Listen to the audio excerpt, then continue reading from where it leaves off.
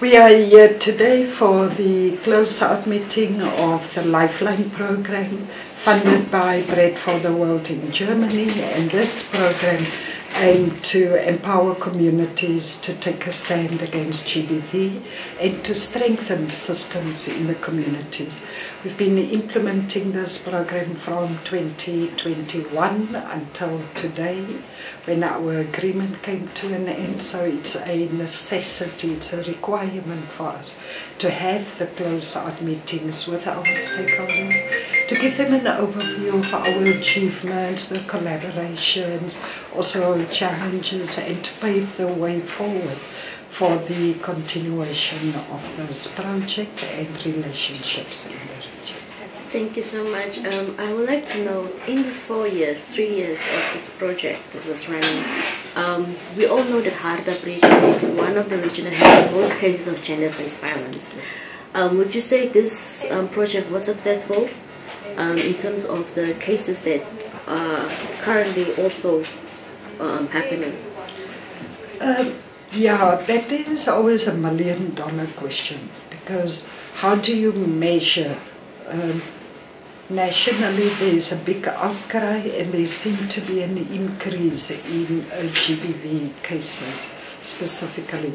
Where we are standing, that means that more people are more aware and informed of their rights, and hence there's an increase in the report of these cases. For this specific project of us, empowering communities to take a stand, I think we have reached what we wanted to reach. Because by reporting these cases, by not keeping it quiet or sweeping it under the carpet, people are taking a stand against GBV. Unfortunately, it results in more cases being reported, more work for the police and other service providers, but it also speaks to the empowerment of communities. Can you also tell us the towns exactly in Hardap Region that this program has reached? Yeah, for this cycle we focused on Mariental, Kalkrand and Rehoboth. And I know that people would always ask why, so we did our research. We looked at the demographics, we looked at the crime prevalence, the hotspots, etc. before we made a decision, because it's for the first time ever, and the 3 towns were basically strategic, but it also at that time posed the possibility of contributing more and for us to make a bigger impact in terms of our donor expectations. And the last question, what is next? What project are we going to hear from ChildLine? There are other programs that are currently continuing in the Hardap region. We are implementing the OXIA training with the support and financial assistance of UNICEF, where we train police officers, social workers, life skills teachers on online child sexual abuse and exploitation. Then we also have the School Readiness Initiative, where we work very closely with Ministry of Education.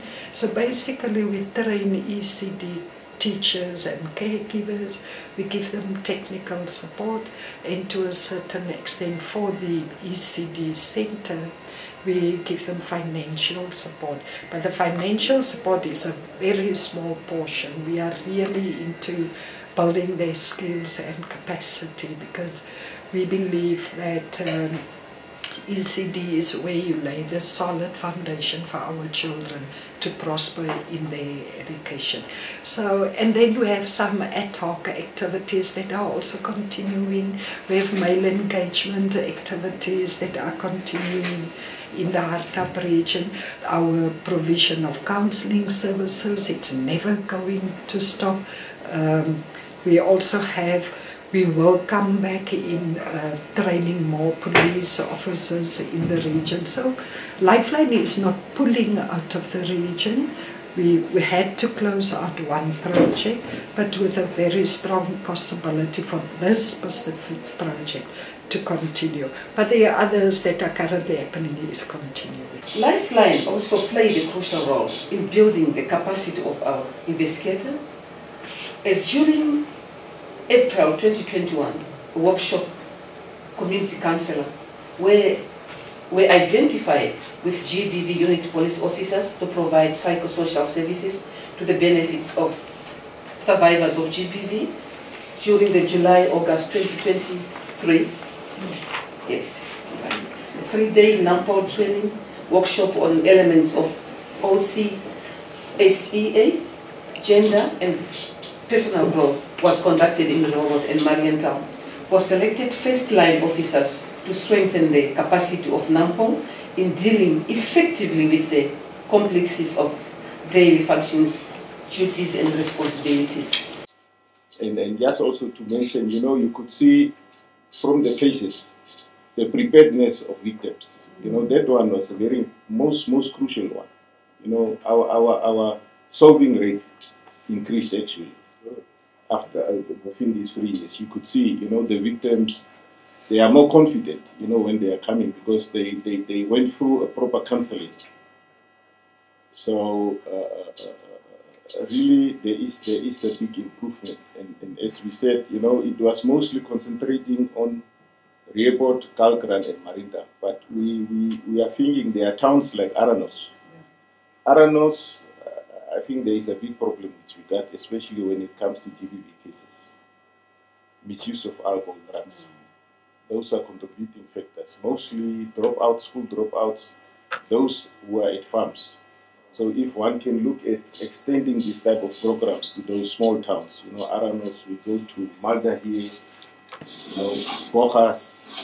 And will remain an issue, but we have some talks on national level to see how we can address that, because that is for us a clear indication of the value of our contribution, and that it is indeed needed to strengthen the Namibian police, additionally to the expertise that you are plowing into your members. When it comes to setting up structures in a constituency, for example, the task force committees that we have established, some of these committees are still relevant and are still functioning. And I definitely applaud Lifeline, ChildLine for that.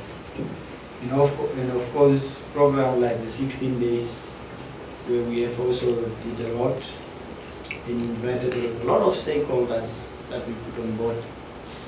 And for me, it was a surprise, actually in Rehoboth, where I would actually see private sectors coming on board. I've never seen it in our regions, but I've seen it in Hardap regions where private individuals would actually come on board and give us a hand.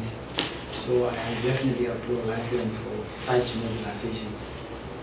We just want to congratulate you with the work that you have done in Hardap region. I can remember we had a training on path to protection for our life skills teachers, and that took place in July 2022. I was also trained together with the life skills teachers, and it was so informative. And the way of professionalism that was showed by the presenters, the facilitators.